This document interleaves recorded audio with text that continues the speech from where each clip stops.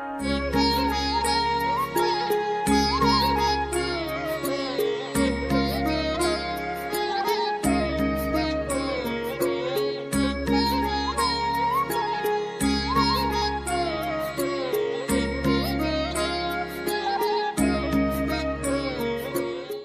Capital భక్తి టీవీకి స్వాగతం, సుస్వాగతం. నేను శ్రీలక్ష్మిని. ఈరోజు మనతో శ్రీ శివకామేశ్వరి ఆనందమయ్య అమ్మ ఉన్నారు.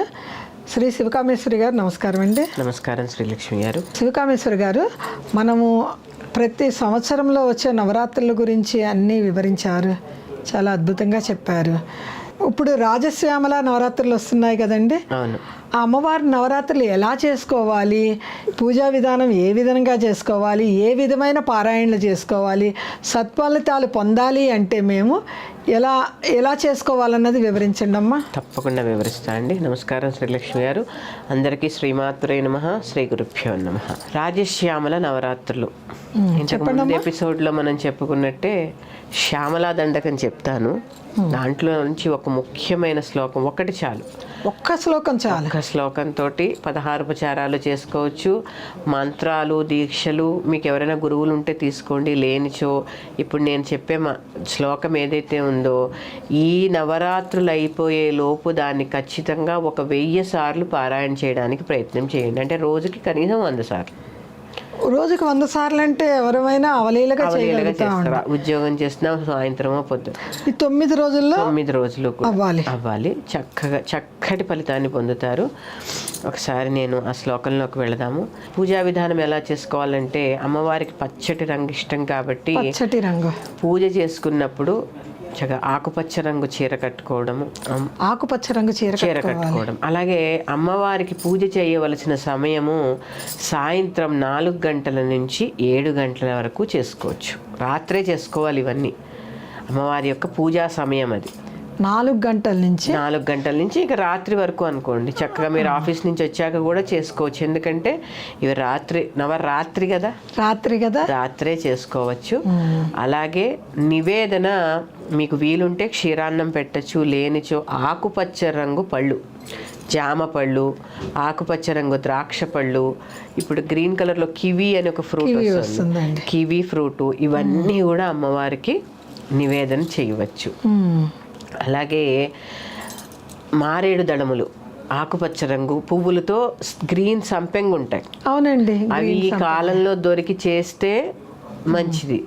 లేనిచో చక్కగా తమలపాకులు కానీ మారేడు దళములు కానీ తేనెలో ముంచి అష్టోత్తర శతనామావళి చెయ్యండి అమ్మవారికి. తేనెలో ముంచి అష్టోత్తర శతనామావళి. తేనె అంటే ఏంటి? మధురము కదా, తీయగా ఉంటుంది. మధురమైన వాక్కుని, మధురమైన జీవితాన్ని ప్రసాదిస్తుంది. ఈ అమ్మవారికి, సరస్వతీదేవికి తేనె నివేదన చేసి ఈ 9 రోజులు తేనె నివేదన చేసి మీ పిల్లలకి మీరు పుచ్చుకోండి, జ్ఞానం వృద్ధి అవుతుంది. తేనె నివేదన చేస్తే జ్ఞానం వృద్ధి అవుతుంది. మీరు అష్టోత్తర శతనామావళి చదువుకోమన్నారు. అవును. తేనె తమలపాకులో ముంచి అలా అక్కర్లేదండి. తమలపాకు తీసుకుని ముందు కొస ఉంటుంది కదా, ఇలా జస్ట్ ఇలా తాకించి ఒక నామం చదువుకుని వెయ్యాలి. అంటే అమ్మవారి దగ్గర వెయ్యాలి. పువ్వులు ఎలా పూజ చేస్తామో అలాగే మరి అమ్మవారు అంతా తేనెతో నిండిపోతారుగా.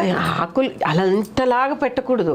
ఇలా చుక్క, ఒక డ్రాప్ ఒక బౌల్లో వేసుకుని ఒక ఆకు ఇట్లా ముంచి ఇట్లా అలా 108 చక్కగా పూజ చేసుకుంటే విశేషమైన ఫలితం ఉంటుంది. ఆకుపచ్చ రంగు పువ్వులు దొరకవు కాబట్టి తమలపాకులు చేసుకోవచ్చు. తులసి దళాలు, మరువము, మారేడు, ఇట్లా అన్ని చక్కగా. ఒక సందేహం, చెప్పండి. అమ్మవారి ముందు చిన్న పాత్ర పెట్టి అందులో 108 సార్లు వడ్డించవచ్చు అంటారా? వడ్డించవచ్చు. 108 ఆకులు చిన్న పాత్రలో రావు కాబట్టి. ఇంకా ఏంటి అంటే రాజశ్యామలదేవి చిన్న ఫోటో పెట్టుకోండి. ఇంత ఫోటోలు పెట్టుకోవద్దు. ఒకవేళ దొరకలేదనుకోండి, ఇప్పుడు టైం లేదనుకోండి, లలితాదేవిని పెట్టుకోవచ్చు అంటారా? పెట్టుకోవచ్చు. లేనిచో ఏది లభ్యం కానప్పుడు పసుపు గౌరీదేవిని చేసి తమలపాకు మీద పెట్టుకుని 9 రోజులు ఆవిడికే అర్చించండి, ఆవిడని కదపకుండా. 9 రోజులు ఆ పసుపు ముద్దతోనే మనం భావించుకొని అర్చించుకొని వాటికి అభిషేకం చేయకండి, పసుపు కదా, అర్చన చేసుకుని 9 రోజుల తర్వాత చక్కగా ఆ 10వ రోజు తీసి పెట్టుకుని ఒంటికి రాసుకుని మనం స్నానం చేసినా కూడా ఎంత ఎనర్జీ చూడండి, అందులో ఆవాహనయ్య అమ్మవారు. అలాగ కూడా మనం చేసుకోవచ్చు. విగ్రహము అలాగే ఫోటో ఏది లభ్యం కానప్పుడు, అసలు విగ్రహం అవసరం లేదు, చిన్న ఫోటో చాలు, అది కూడా లభ్యం కానప్పుడు పసుపు గౌరీదేవిలా చేసుకుని మనము చేసుకోవచ్చు. సామాన్యంగా అందరిలోనూ ఉంటుంది. చెప్పాను కదమ్మా, రమావాణి సేవిత లలిత. అవునండి. ఒక శ్లోకం ఉంటుంది, భజే శ్రీ చక్ర మధ్యస్థాం దక్షిణోత్తరయో సదా శ్యామావార్తాళి సంసేవ్యాం భవానీ లలితాంబికాం. చూసారా, శ్యామావార్తాళి, అక్కడ ఏమైంది, రమావాణి అంతే. అది ఏంటి అంటే మూల రూపాన్ని ఇప్పుడు అర్చించుకుంటున్నాము, ఆవిడ నుంచే సరస్వతి వచ్చింది. అమ్మవారి ఆ లలితా పరమేశ్వరి నుంచే రాజశ్యామల వారాహి వచ్చారు. అవునండి. వారి యొక్క అంశలే ఈ లక్ష్మి, వాణి, సరస్వతి. శ్యామావార్తాళి సంసేవ్య రమావాణి సేవిత. అవునండి. అది అక్కడ ఏమి అంటే చక్కటి వివరణ, చక్కటి వివరణ ఇది. అందుకని చక్కగా అర్చన చేసుకోండి. ఇక శ్లోకంలోకి వెళదాము. మాణిక్య వీణాముపలాలయంతి మదాలసాం మంజులవాగ్విలాసాం మాహేంద్ర నీలద్యుతి కోమలాంగీం మాతంగ కన్యాం మనసా స్మరామి.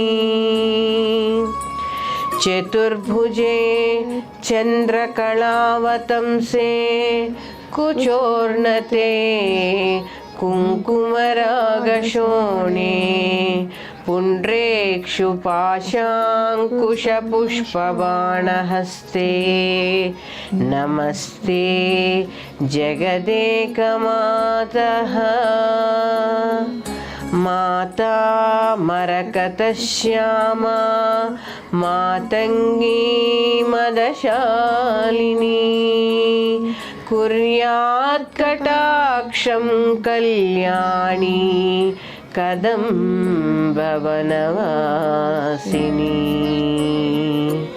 జయ మాతంగతనయే జయ నీలోత్పలద్యుతే జయ సంగీతరసికే జయ లీలా సుఖప్రియే. ఇది శ్యామలా దండకంలోనివి. ఈ 4 శ్లోకాలు మన మహిళలందరికీ తెలిసే ఉంటాయి. ఇందులో మొదటి శ్లోకం ఉంది కదా, మాణిక్య వీణ ముపలాలయంతి మదాలసాం మంజుల వాగ్విలాసాం మాహేంద్ర నీలద్యుతి కోమలాంగి మాతంగ కన్యాం మనసా స్మరామి. ఆ శ్లోకం చదువుకోవడం, ధ్యాయామి అనుకోవడం, ఆ శ్లోకంతో ఆ శ్లోకం చదువుకోవడం, ఆవాహయామి అనడం, ఆ శ్లోకం చదువుకోవడం, నవరత్నక సింహాసనం సమర్పయామి. నేను ఆల్రెడీ మన షోడశోపచార పూజ చెప్పాను కదా, ఈ శ్లోకాన్ని ఆ వీడియో ఒక్కసారి విని ఈ శ్లోకంతో చక్కగా 16 ఉపచారాలు చేసుకోండి. 16 ఉపచారాలు ఈ శ్లోకంతోనే చేసుకుని మధ్యలో చక్కగా పుష్పం సమర్పయామి అన్నప్పుడు అష్టోత్తరం మన గూగుల్లో దొరుకుతుంది, రాజశ్యామల అష్టోత్తరము చదువుకోండి. ఈ 4 శ్లోకాలు వచ్చిన వాళ్ళు కనీసం 1000 పర్యాయములు అంటే ఒక 10 మాలలు 108 10 మాలలు చక్కగా జపం చేయండి. 9 రోజుకొక మాల జపం చేయండి. సమయం లేదు, కనీసం రోజుకి 11 సార్లు 21 సార్లు అలా కూడా చదువుకోవచ్చు. నివేదన చెప్పాను కదమ్మా, దేనికైనా భక్తే ముఖ్యము. జామకాయ కొనే స్తోమత లేదు, దాన్ని 2 భాగాలుగా చేసి ఒక భాగం ఈరోజు పెట్టండి, ఒక భాగం రేపు పెట్టండి. భక్తి ప్రధానం.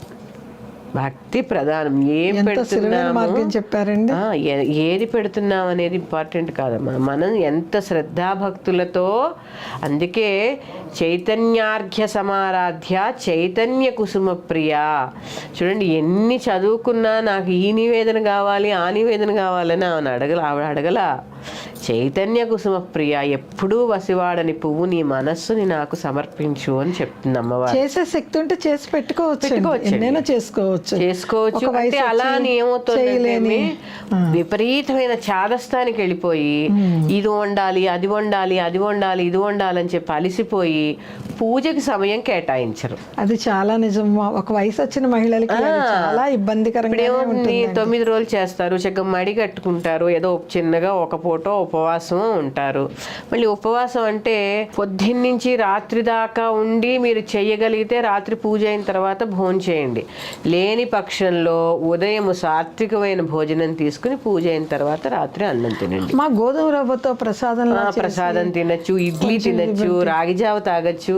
ఎందుకంటే చెప్పాను కదమ్మా, ఉపవాసము అంటే భగవంతుడికి దగ్గరగా నివసించడం తప్ప కడుపు. ఆత్మారాముడు, రాముడు ఎవరు?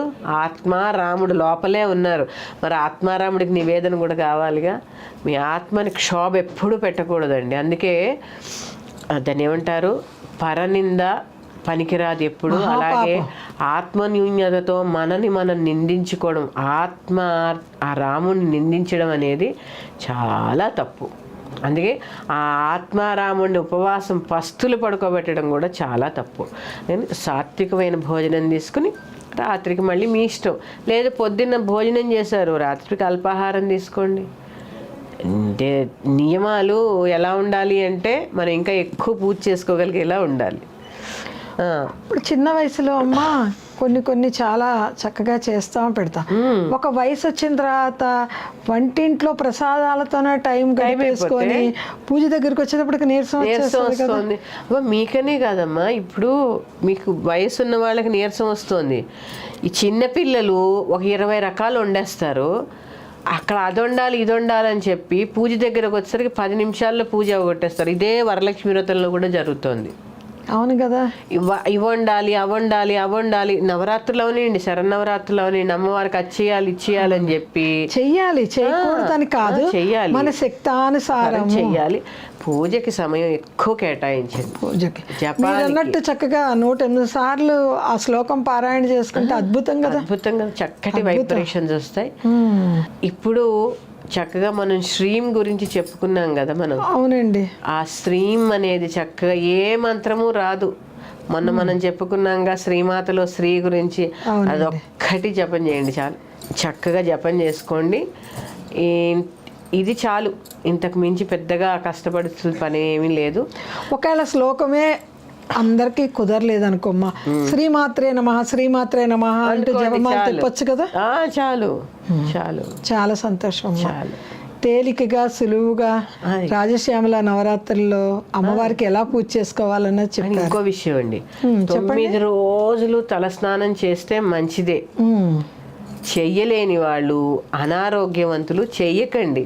అసలు మనం పోనీ స్త్రీలము 3 సార్లు నీళ్లు చల్లుకుంటే చాలు.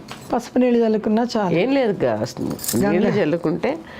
అందుకే స్నానం చేసేటప్పుడు చిటికెడు పసుపు వేసి అందులో చెయ్యి పెట్టి గంగే చేమునే చేవా గోదావరి సరస్వతి నర్మదే సింధు కావేరి జలేస్మిన్ సన్నిధన్ కురు అని చదువుకొని 3 సార్లు చేసుకుని స్నానం చేసుకుంటే గంగా స్నానం చేసిన ఫలితం వస్తుంది. గంగా స్నానం చేసినట్టే మనకు వచ్చే నీళ్ళు ట్యాప్లో పాతాళ గంగేగా. ఇప్పుడు అసలే కుంభమేళా నడుస్తుంది, అక్కడ స్నానం చేసినాగా భావిద్దాం.